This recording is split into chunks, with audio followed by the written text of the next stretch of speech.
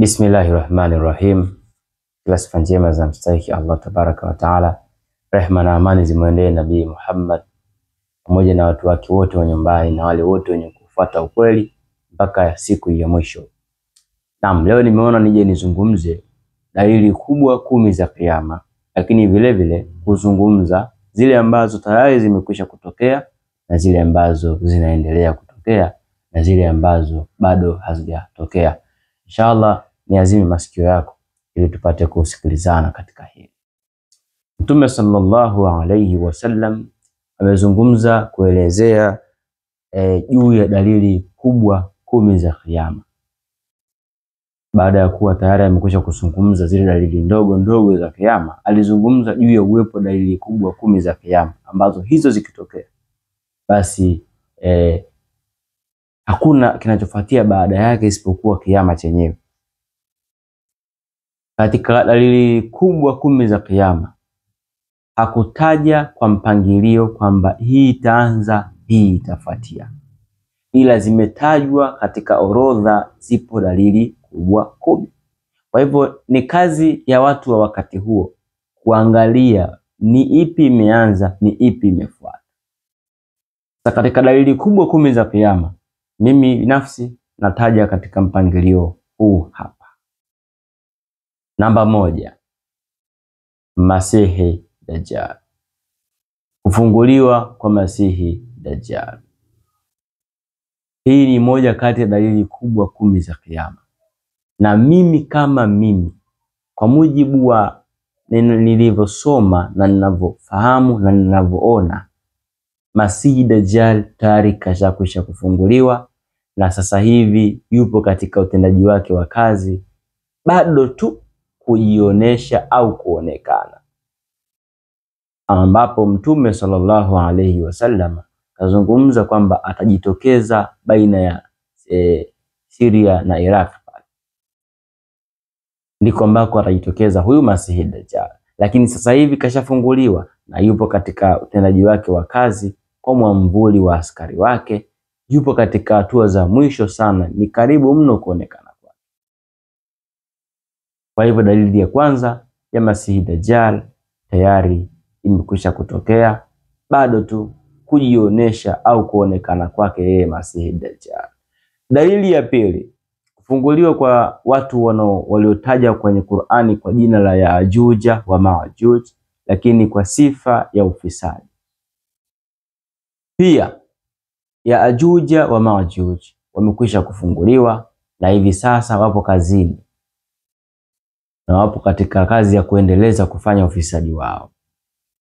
Yaajuja wa Maajuj ni watu na sasa hivi tayari wamekwisha kufunguliwa, ndio wanaoendeleza ufisadi wao duniani kwa sasa. Kadhaa, yani hasa pale Mashariki ya Kati tunaona ufisadi wao unaoendelea pale.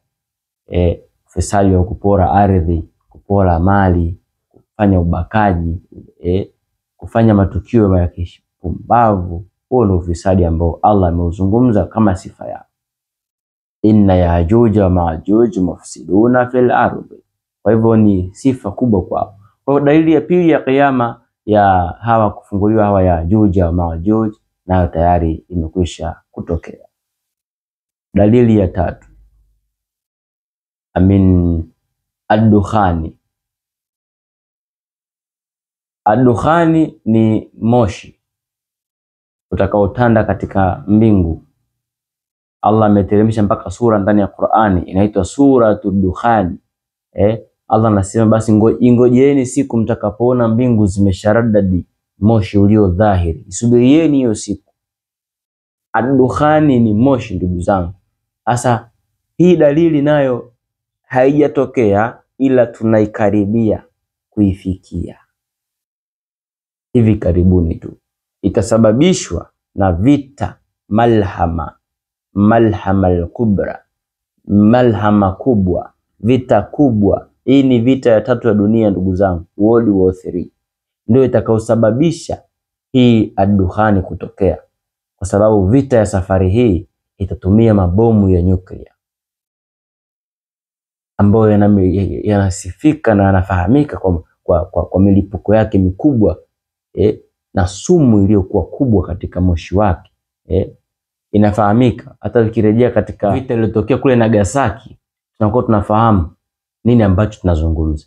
Kwa hivyo ni dalili ambayo itafungamana na vita ya 3 ya dunia, na ndio itakayopelekea moshi kutanda katika anga kutokana na milipuko ya nyuklia, itakayopelekea mbingu kujaa moshi. Maulama wetu wa akhiru zamani wanasema kipindi hicho hata mvua ikishuka maji yake yatakuwa ni yana sumu, kwa sababu ule moshi sio mchezo. Moshi ukitanda angani kwa wakazi wa maeneo hayo, hata maji ya kinywa yana sumu, kwa sababu ile bomu ni 100% sumu. Dalili ya 3 tumezungumza hapa. Lakini vile vile dalili ya 4, Mtume sallallahu alaihi wasallam akazungumza kuhusiana na dabbatul ardhi, mnyama atakayejitokeza ardhini.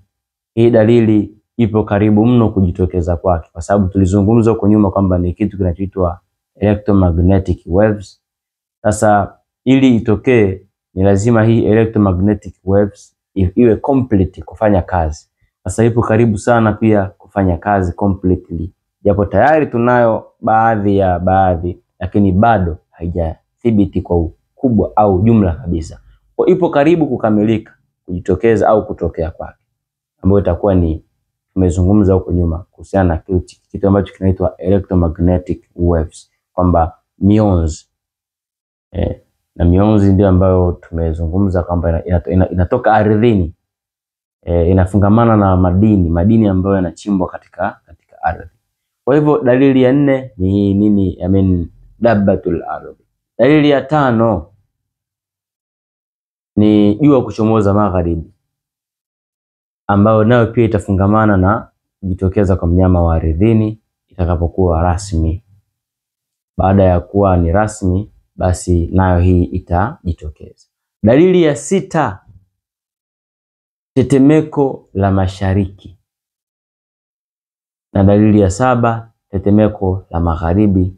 Dalili ya 8, tetemeko la jaziratul arabia. Tetemeko la magharibi dalili ya 6 bado. Tetemeko la mashariki dalili ya 7 tayari ilikwisha kutokea pale Uturuki. Na sio tu Uturuki, Mashariki ya Kati, sio tu Uturuki. Mashariki tunapozungumza palitokea matetemeko kama mawili. Moja katika lile lilikuwa ni lenye kufungamana na dalili ya kiyama. Kwa ile ambayo tunalisubiria ni tetemeko la magharibi, ambalo litatokea baada ya mwanzo hii malhama, litapelekea tetemeko kubwa sana kule magharibi. Lakini la 3 ni la pale Saudi Arabia, ambalo baada ya kujitokeza Imamu al-Mahdi, basi hili tetemeko ndipo litakapodhihiri pale katika uwanja au jangwa la Baida. Hii ndio dalili ya ngapi? Dalili ya 8, 7 na 8. Dalili ya 9, Mtume sallallahu alaihi wasallam anazungumza moto kuwaka Yemen. Hii dalili ndugu yangu inaendelea sasa hivi kutokea katika ulimwengu ambao tunauishi. Ni dalili ambayo inaendelea kujitokeza kwa sasa katika ulimwengu ambao tunauishi. Pale Yemen saizi kinawaka pale. Ile milipuko minini ndio maelekeo yenyewe. Itakapokamilika basi itapelekea watu pale patakuwa ni panawaka moto pale Yemen, makombola haya. Makombola yatapelekea moto kunawaka pale Yemen, hali ambayo itapelekea watu kukimbia kama ambavyo ilifanyika Gaza, kupelekea wakimbizi watakao kupelekea wani kukimbia kwao na kwenda kukusanyika pahala, itakawapeleka watu katika mkusanyiko. Kwa moto unaendelea kuwaka pale Yemen sasa hivi, tunashuhudia hicho kitu na kitakuja kukamilika inshallah pia hivi karibuni. Dalili ya 10 na ya mwisho, kujitokeza kwa Masih ibn Maryam alayhi salam. Hii bado Masih ibn Maryam bado hajitokeza, na atajitokeza mara baada ya kuja kwa Masih Dajjal na Imamu al-Mahdi. Mtume anasema atakuja katika msikiti yule ambao unaitwa Manaratul Baidha. Atashuka Masih ibn Maryam akiwa kama ambavyo aliondoka, na ataijaza dunia uadilifu tena na kuongoza hukumu ya Allah katika kwa hukumu waja wake, kisha ataishi kwa muda na atafariki. Mtume anasifia utawala wake, anasema katika utawala wake hakutokuwa na mja masikini, watu watakuwa ni wana uwezo, watu watakuwa ni wana raha, hapata kuwa na maskini katika utawala wake. Mashaallah. Kwa hivyo huu ndio mchanganuo wetu juu ya dalili kubwa 10 za Kiyama. Kwa wale ambao mlikuwa mnahitaji hili, basi naamini tumeshawafikishieni, ni juu yenu kupokea na kuweza kufanyia kazi. Lakini la mwisho pia nikumbushe kitu kimoja. Mimi nakumbusha Waislamu kitu kimoja. Unapoona ishiwa elimu ambayo we hauna, jifunze kuweka akiba ya maneno. Usikimbilie tu bwana muongo, unatukana, unafanya kadha na kadha. Kwanza mpaka inafika stage unatukana na kutoa maneno yasiyo ya staha, maana yake tayari we mwenyewe Uislamu wako na mashaka, kwa sababu hakuna pahala kwenye Uislamu unafundisha we kutukana au kutumia lugha kali au chafu. Lakini vile vile tuweke akiba ya maneno. Kwa sababu gani? What if nao yaongea kesho yakakubainikia? Sababu leo umefungwa ufahamu, kesho ufahamu ukafunguka, akafahamika ni ya ukweli, utaweka wapi sura yako? Kwa hiyo tunaweka akiba ya maneno. Huna elimu na jambo, omba Allah akuzidishie elimu na ufahamu ili uje kulifahamu. Lakini usiwe mtu kufunga ufahamu wako kwa kuona basi hajaongea shehe wangu, hajaongea fulani, kaongea huyu, ukafunga ufahamu wako. Allah humpa amtakaye katika waja wake. Sisi si kwamba tumechaguliwa, hapana. Tunamshukuru Allah kwa kutujalia kufanya juhudi, na katika juhudi hizo matunda yake ndo haya ambayo tunapata na kuwafikishieni na nyinyi pia. Kwa hivyo nasaha yangu ni hivyo tu, tunaweka akiba ya maneno. Jambo huenda usilifahamu leo, ukalifahamu kesho. Sio lazima ulifahamu leo. Na kitu ambacho sisi tunakifikisha ni kitu ambacho maulama wengi wametema nduano ya kufikisha, ila sisi tunakifikisha kwa sababu lazima ukweli usemwe. Haijalishi watu hawatopenda, haijalishi watu hawatakubaliana nacho, lakini sisi tunakifikisha katika hao watu. Allah na watu wake humo wanaelewa na wengine hawaelewi. Allah tusimamie, Allah tusamehe, Allah turahamu, Allah tuongoze. Wassalamu alaikum warahmatullahi wabarakatuh.